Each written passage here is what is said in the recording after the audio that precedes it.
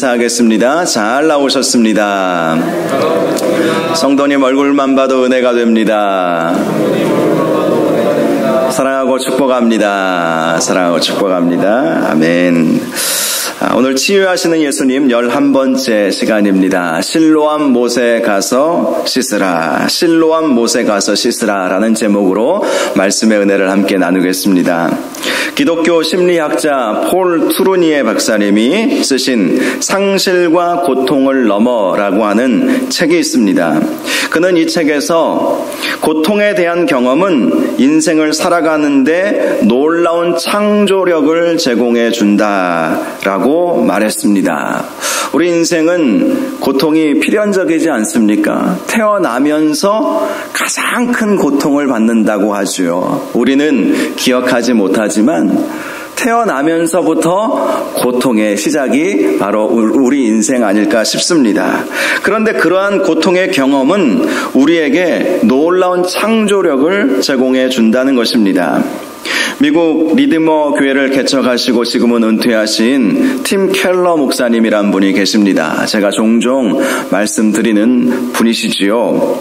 이분이 과거에 전립선 암에 걸리셨을 때에 고통에 답하다라는 베스트셀러를 쓰셨습니다. 저도 두꺼운 책인데요. 그 책을 다 읽어볼 수 없을 정도로 방대한 내용이 담겨져 있습니다.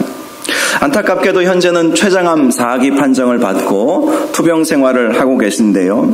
이분이 한 2년 전인가 한국에 오셔서 고난, 고통에 대한 주제로 특강을 하신 적이 있으셨습니다. 제가 그 강의 내용을 유튜브를 통해서 듣게 되었는데요. 팀 켈러 목사님이 자신이 질병에 걸리고 또 목회하면서 수많은 고난당하는 사람들을 보면서 깨닫게 된 두 가지가 있었다는 말씀을 해주셨습니다. 첫 번째는 고통과 아픔은 그 누구도 피할 수 없더라라는 것입니다. 모든 인간이 거쳐가야 할 우리 인간 생활에 있어서 삶에 있어서 아주 필수적인 것이더라. 이것을 발견하게 되었다는 것이죠. 욥기서 5장 7절을 보니까 이런 말씀이 있습니다. 사람은 고생을 위하여 났으니 불꽃이 위로 날아가는 것 같으니라.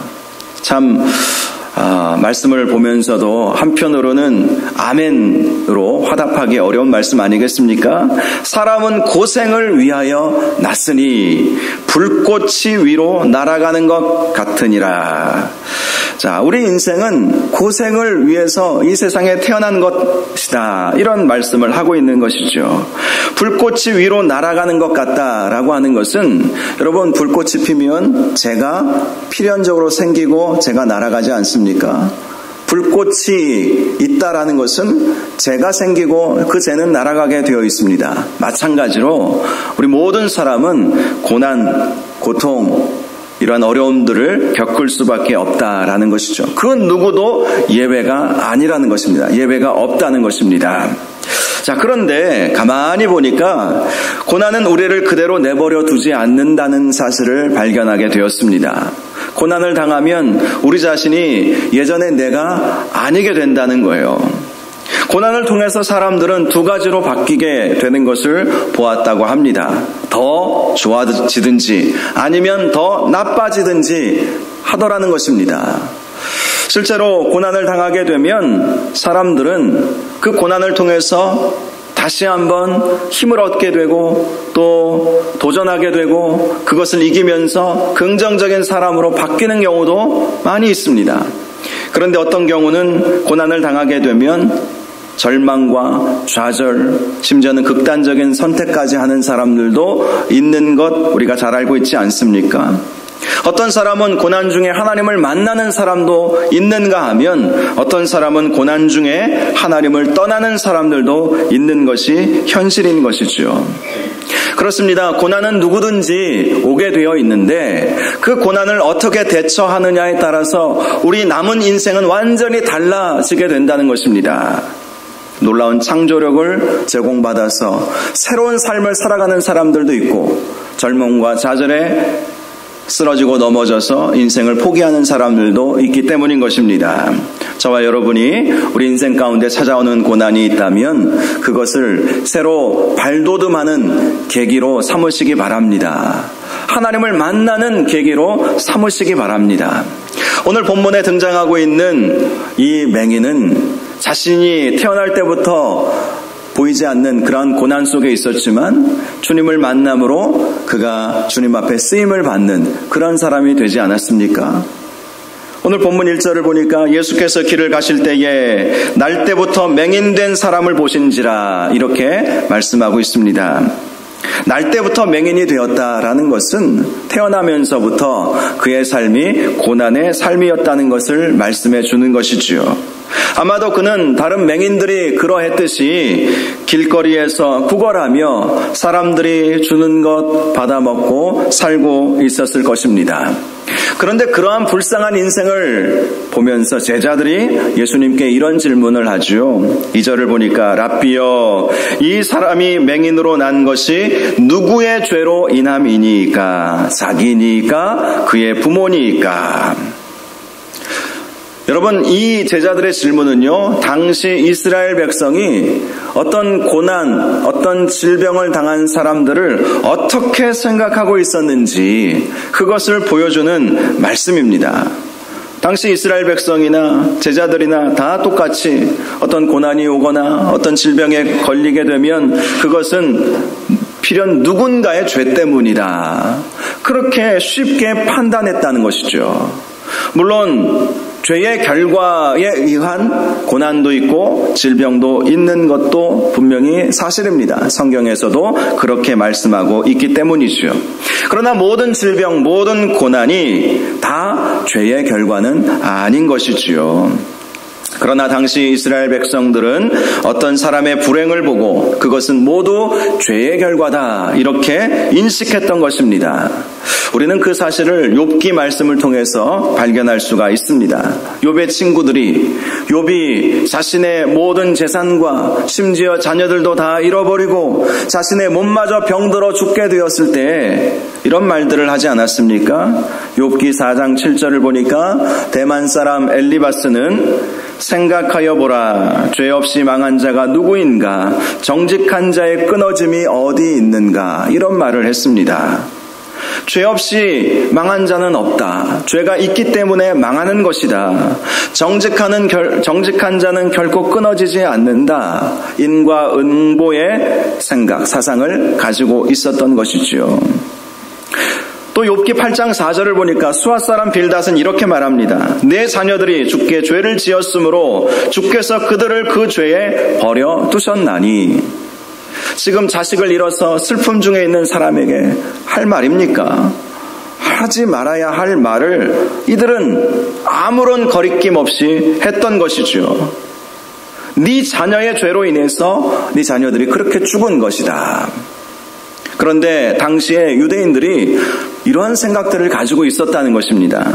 욥기 11장 11절을 보니까 나아마 사람 소발은 이렇게 말합니다. 하나님은 허망한 사람을 아시나니 악한 일은 상관하지 않으시는 듯 하나 다 보시느니라. 이 나아마 사람 소발은 우리의 삶에 허망한 일들이 일어나는 이유는 하나님께서 다 보시고 심판하신 것이다. 이렇게 말했던 것입니다. 하나님은 권선징악의 하나님, 인과응보의 하나님이시다. 그렇게 욥의 친구들은 이야기했던 것이지요. 이러한 욥의 친구들의 생각은 당시 이스라엘 백성의 생각이기도 했고 예수님의 제자들의 생각이기도 했던 것이죠. 오늘날에도 이러한 생각을 많이 갖는 분들이 계실 것입니다. 어떤 불행한 일이 있으면 죄지어서 그런가 보다. 물론 전혀 그렇지 않다고 단정지어 말할 수는 없지만 그렇다고 꼭 그렇다고 말할 수도 없는 것이죠. 왜 그렇습니까?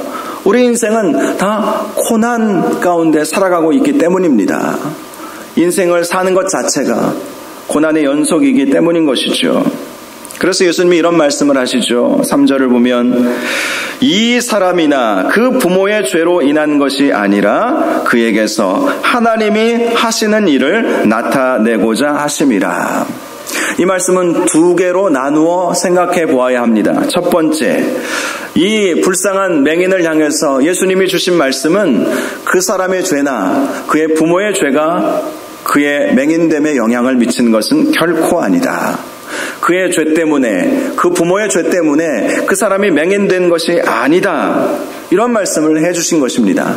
두 번째로는요, 그의 고난을 통해서 하나님께서는 반드시 하나님의 하실 일이 있으시다. 이 말씀을 해주고 있는 것입니다. 우리는 이 말씀을 잘 이해해야 합니다. 이 말씀을 잘못 이해하면 우리 하나님은 하나님의 일을 하시고자 일부러 우리에게 고난을 주시는 분이시라고 생각할 수도 있기 때문입니다. 그러나 그렇지 않은 것이죠. 인생에 찾아오는 고난은 필연적입니다. 그런데 하나님은 그러한 고난 중에서도 하나님께서는 합력하여 선을 이루시기를 원하신다라는 것이죠. 고난당하지 않는 사람이 세상에 어디 있겠습니까? 그리고 고난이 죄의 결과라고 하면 믿음 지키다가 순교당하고 고난당한 사람들은 뭐가 되는 것이겠습니까? 사도 바울이 그런 것 아니겠습니까? 고린도 후서 12장을 보니까 사도 바울에게 육체의 가시가 있었다고 말씀하고 있습니다. 육체의 질병이라고 말하지 않고 육체의 가시라고 말한 것은 특별한 의미가 있는 것이죠. 그 질병으로 인해서 살을 찌르는 듯한 그 아픔을 가지고 있었던 것이죠. 너무나 고통스러웠다는 것입니다. 그래서 그는 하나님께 3번을 이 질병을 치유해달라고 기도했다고 말씀하고 있지 않습니까? 그런데 하나님께서 이렇게 응답해 주셨습니다. 내 은혜가 너에게 족하도다. 이는 내 능력이 약한 데서 온전하여 짐이라. 그렇습니다. 우리 주님은 사도 바울의 육체의 가시를 빼지 않으시고 그 육체의 가시를 가지고 있게 하셨다는 것이죠. 대신 네가 그렇게 약할 그때에 내 능력이 온전하게 나타나게 될 것이다. 그렇습니다. 하나님은 고난의 상황 속에서, 우리의 고통의 순간 속에서 하나님의 일을 반드시 이루신다. 이런 말씀을 해주신 것이죠. 사도 바울은 육체에 가시만 있었던 것이 아니었습니다. 그가 주님을 따르는 삶을 살면서 얼마나 고통당했는지 고린도후서 11장을 보면 잘 나와 있습니다. 옥에 갇히기도 많이 했습니다. 매도 수없이 맞았습니다. 여러 번 죽을 뻔했습니다. 유대인들에게 40에 하나 감한 39대의 매를 5번이나 맞았습니다. 3번 태장으로 맞았고 한 번은 돌로 맞았고 배를 타고 여행하다가 3번 파선을 당하였고 일주일 동안 깊은 바다에 헤매었고 강도의 위험, 강의 위험, 광야의 위험, 바다의 위험, 거짓 형제의 위험을 당했고 여러 번 잠도 제대로 자지 못했고 늘 줄이고 목마르고 굶고 춥고 헐벗었다.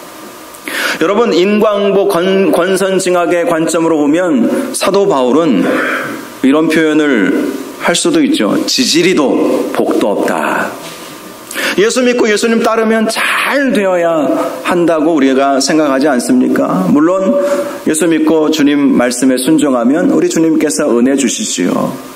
그런데 우리가 주님을 따르는 삶을 살다 보면 때로는 병에도 걸리고 몸이 아프기도 하고 여러 가지 고난도 당하고 모욕도 당하고 오늘날 우리나라에서는 이런 일까지는 없지만 감옥에도 갇히는 사람들, 저 북한 땅이나 또 이슬람권에서 사역하시는 분들 보면 목숨 걸고 때로는 정말 고난에 직면하기까지 그렇게 직면하면서 복음을 전하고 있지 않습니까? 그런데 사도 바울은 그러한 고난 속에서도 이런 고백을 하죠. 고린도후서 12장 10절을 보니까 그러므로 내가 그리스도를 위하여 약한 것들과 능욕과 궁핍과 박해와 곤고를 기뻐하노니. 참 기뻐할 수 있을까요? 여러분, 복음 때문에 고난당하면 그것이 기쁨이 될 수 있겠습니까? 그런데 사도 바울은 비밀을 깨달았던 것이죠. 내가 약할 때에 주님께서는 주님의 강하심을 나타내신다. 내가 비록 궁핍과 환난과 수많은 어려움을 당하고 때로는 육체의 가시로 힘들고 어려운 고통의 순간을 맞이한다 할지라도 하나님은 하나님의 일을 행하신다. 합력하여 선을 이루신다. 이런 고백을 했던 것이죠. 자, 그래서 4절과 5절을 보면 이런 말씀을 하십니다. 때가 아직 낮음에 나를 보내신 이의 일을 우리가 하여야 하리라. 밤이 오리니 그때는 아무도 일할 수 없느니라. 내가 이 세상에 있는 동안에는 세상의 빛이로라. 자, 이 말씀의 의미는 좀 심오한 것 같지만 단순하게 이렇게 해석해 볼 수 있습니다.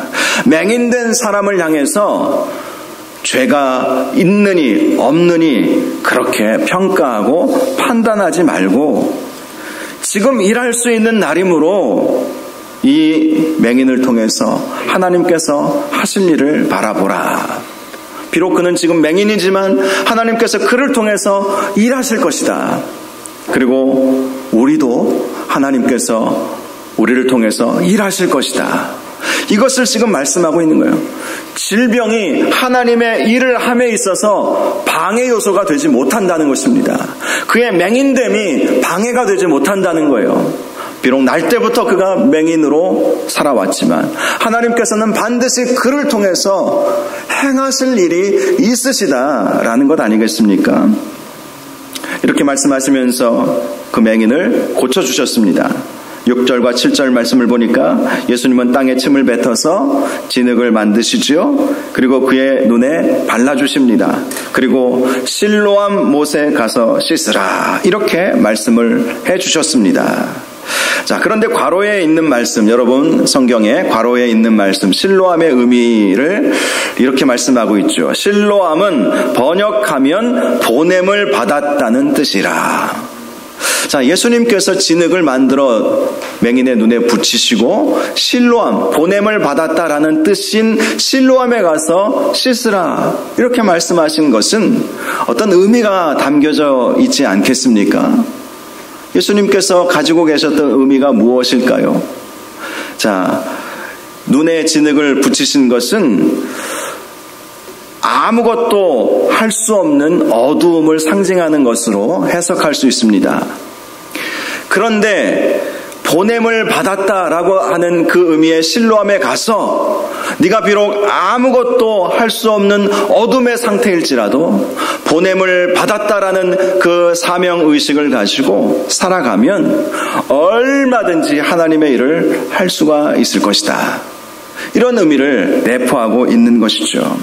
그렇습니다. 우리가 눈이 보이지 않고 질병에 걸려있고 고난, 고통 중에 있을지라도 하나님은 하나님의 일을 하시고 또 우리는 하나님의 일을 해야 하며 하나님은 우리가 하나님의 일을 하기를 원하신다라는 것입니다. 그래서 진흙을 붙이고 실로암 못에 가서 나는 보냄을 받았습니다. 이러한 고백과 함께 그의 눈에 치유를 우리 주님께서 허락하여 주신 것이죠. 여러분, 질병에 걸린 것이 아무 일도 못하게 되는 것이 아니다. 이 말씀을 해주시는 거예요. 얼마 전에 어떤 목사님의 간증을 듣게 되었는데요. 이분은 원래 잘 나가는 피부과 선생님이셨다고 합니다. 의사 선생님이셨어요. 그런데 주님의 은혜를 받고 병원을 운영하면서 틈틈이 야간 신학교에 가서 신학을 공부하게 되었다고 합니다. 신학을 공부하면서 앞으로 주님을 위해 살아가야 할 인생을 꿈꾸면서 병원에서 의사 생활도 하셨지만 또 신학도 공부하는 신학도가 되신 것이죠. 그런데 갑자기 몸이 불편함을 느끼게 되었다고 합니다. 음식도 잘 넘어가지 않고 소화도 잘 되지 않고 그래서 병원에 가서 진료를 받아보았는데 식도암 판정을 받게 되었던 거예요. 얼마나 놀랐는지 몰랐겠죠. 주님을 위해서 살아야지. 그래서 신학까지 공부하고 주님을 더 깊이 알아가고자 했지만 식도암 판정을 받게 된 거예요. 고난이 온 것이죠. 기도하면서 수술과 항암 치료를 이제 받게 되었습니다. 그러다 보니 병원 일을 더 이상 할 수가 없어서 병원 일을 내려놓고 이제 신학교를 졸업함과 동시에 투병 생활을 하면서 아직 전도사이지만 교회를 개척해야 되겠다. 영혼을 살리는 일을 해야 되겠다.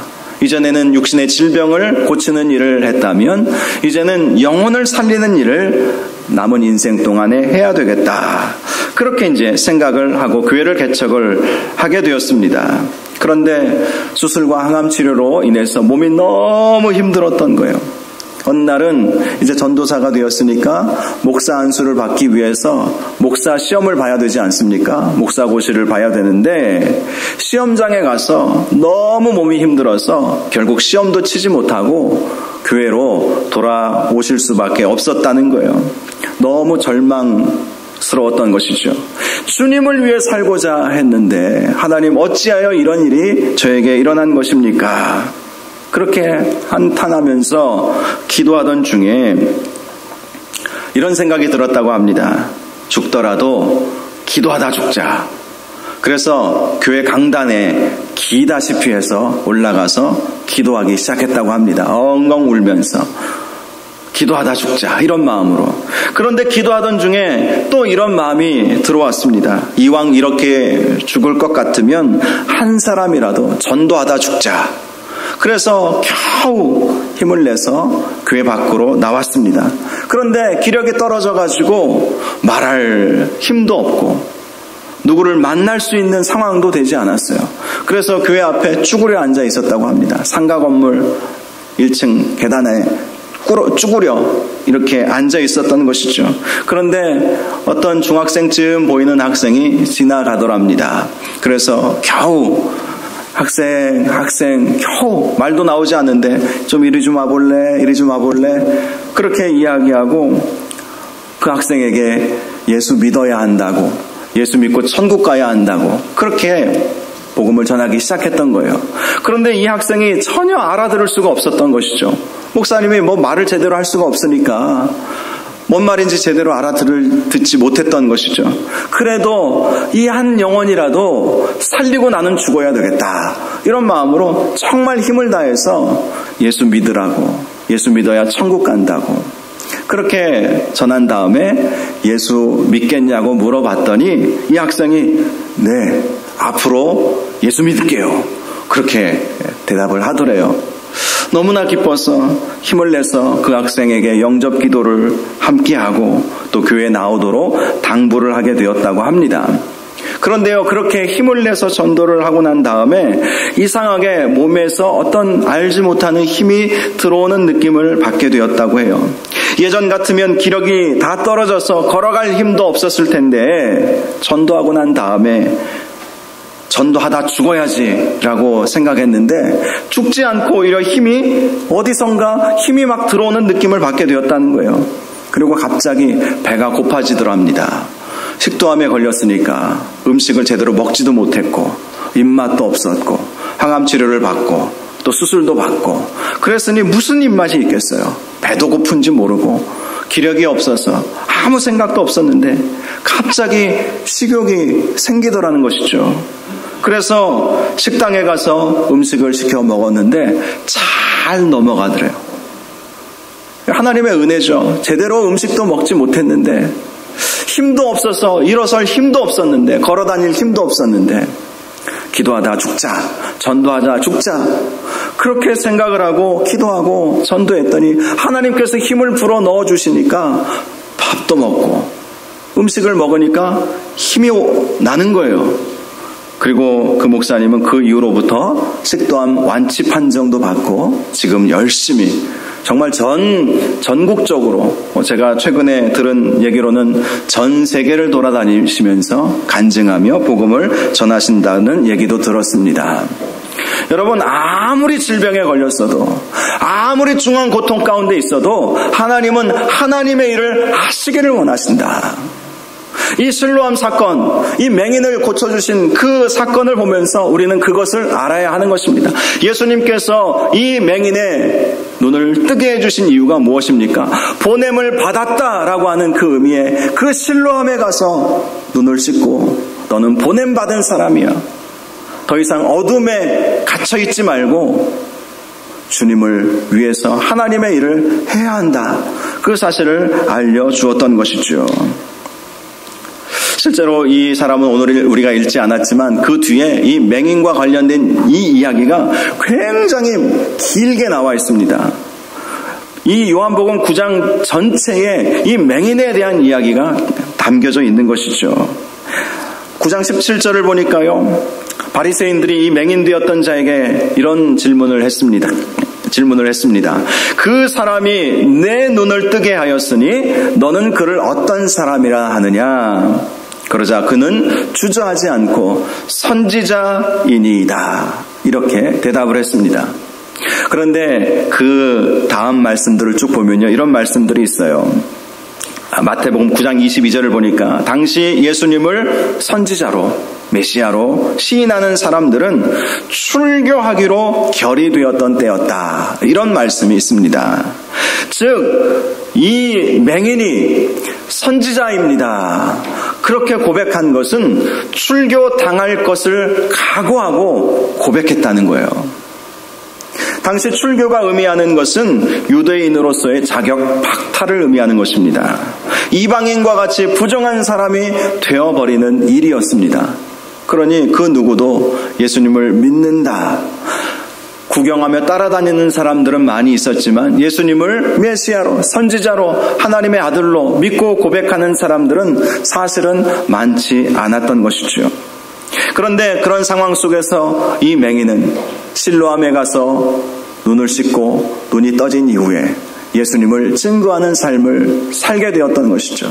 심지어 바리새인들이 이 맹인을 향해서 이런 말도 했어요. 너는 예수의 제자다. 우리는 모세의 제자인데 너는 예수의 제자다.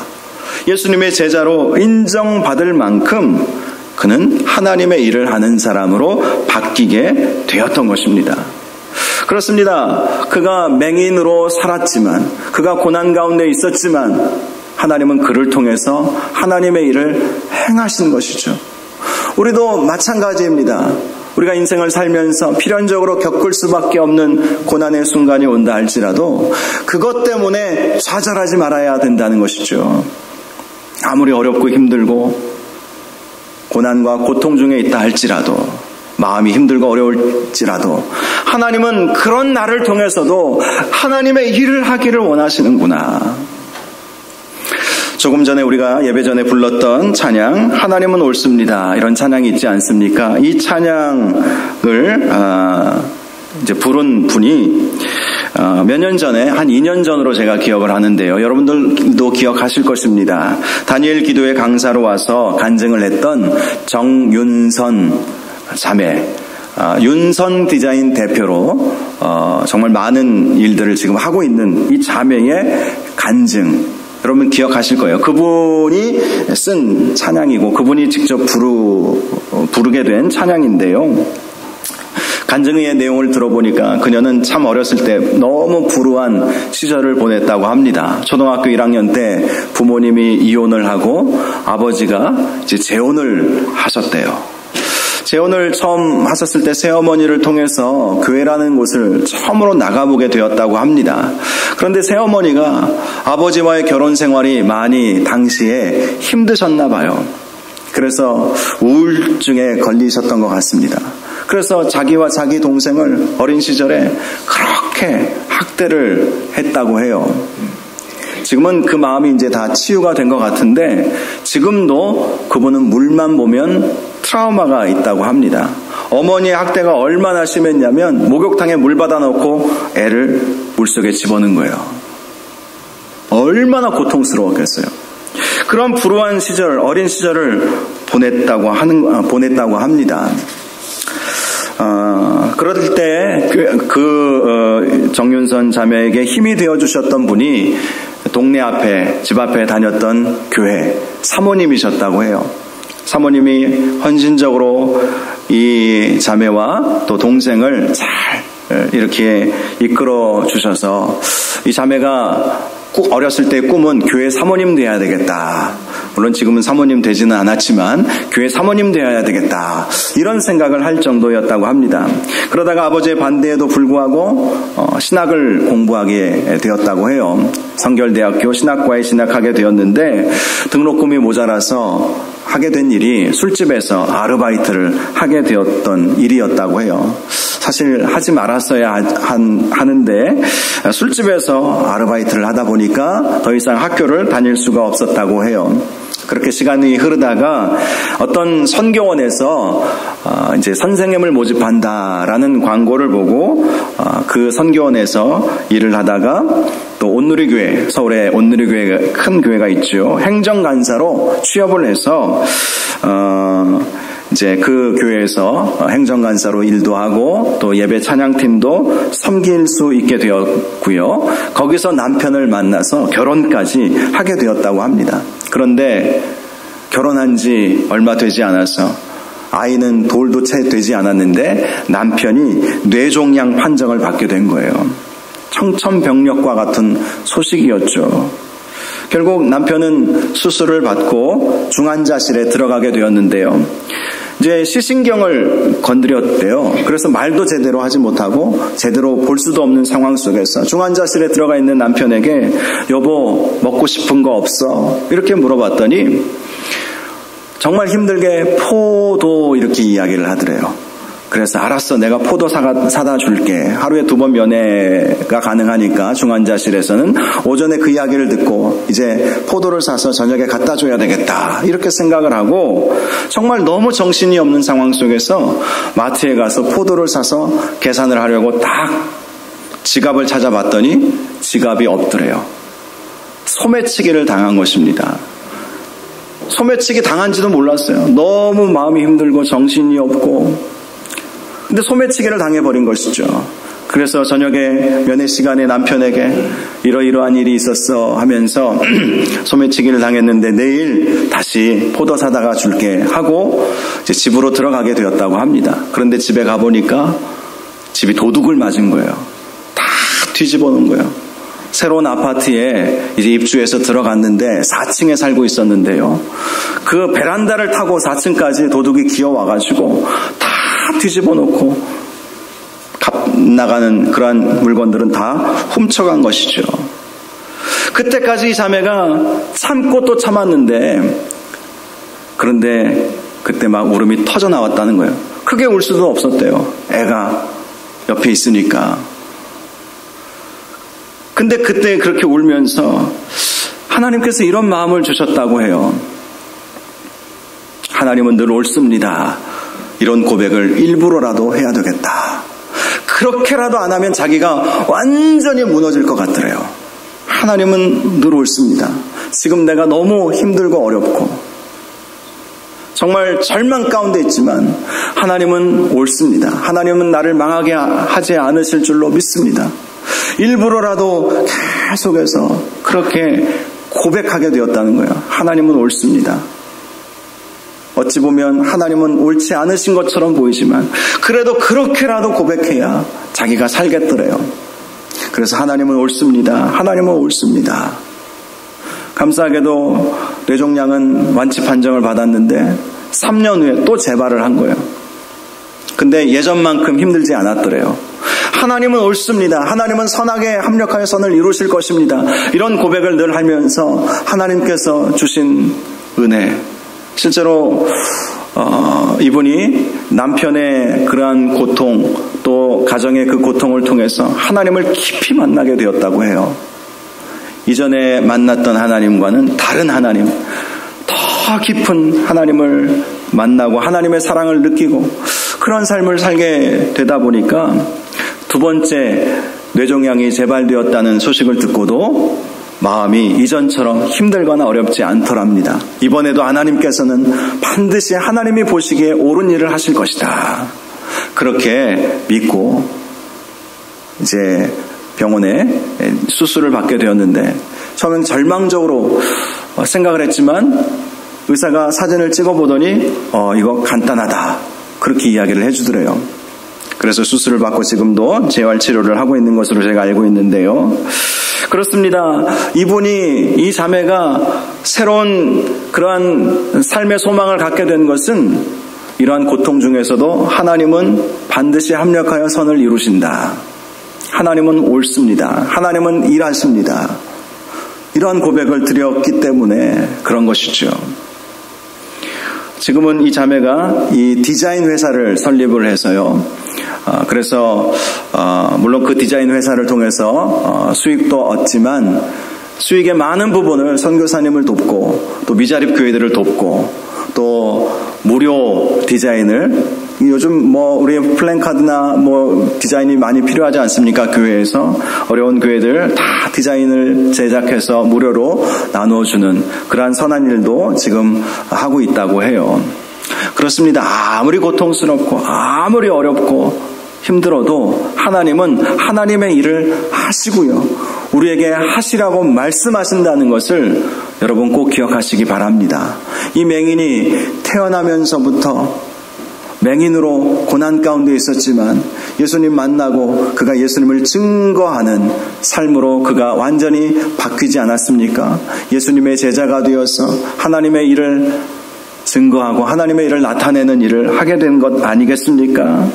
저와 여러분도 어떠한 고통이 온다 할지라도 그러한 고통의 상황 속에서도 하나님은 일하시기를 원하신다. 하나님은 하나님의 역사를 이루어 가신다라는 믿음으로 어떠한 고난이라도 이겨내실 수 있기를 주님의 이름으로 축원합니다. 하나님은 늘 옳습니다. 정말 옳으신 분이세요.